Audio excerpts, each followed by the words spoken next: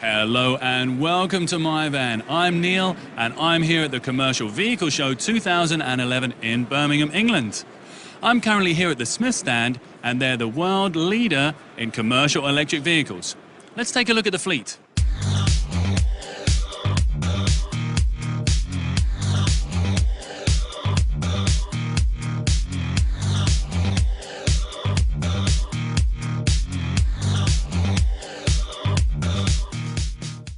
So that was a look at the fleet.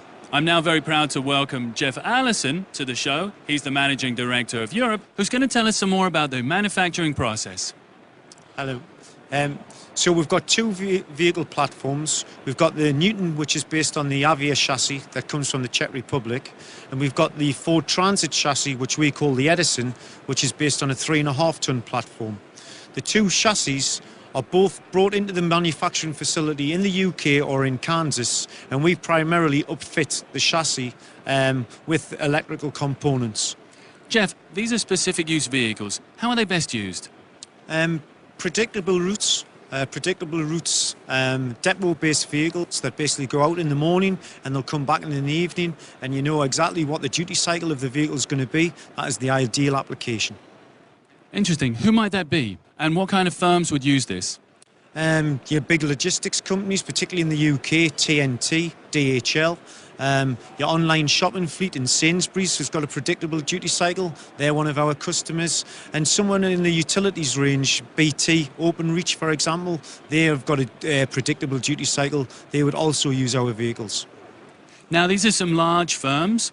What changes do you think would need to take place, perhaps in the next 10 years, for the ordinary guy on the street to get into an electric vehicle? The man on the street could actually purchase an electric vehicle now. The problem they have is the high capital cost. Leasing arrangements are available through our company. We can engage with a small man in the van if you like. But fundamentally, the change is going to come from the supply chain, and the supply chain will come when the volume increases. As the volume increases, the supply chain costs will come down. Therefore, the vehicle will be much more affordable to the man in the street. Staying in the future, what changes do you think will need to take place in the next, let's say, 10 years? How about range and charging times? How are we going to solve these stumbling blocks? I think range anxiety will always be there with an electric vehicle. It's understanding what that vehicle can do.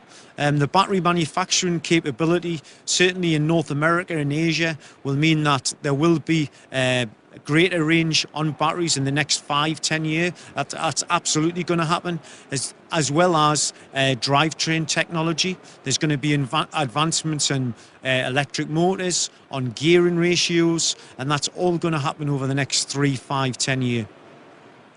Jeff, thank you very much. So that was Smith Electric Vehicles. I'm Neil from My Van, reporting from the Commercial Vehicle Show 2011. Take care.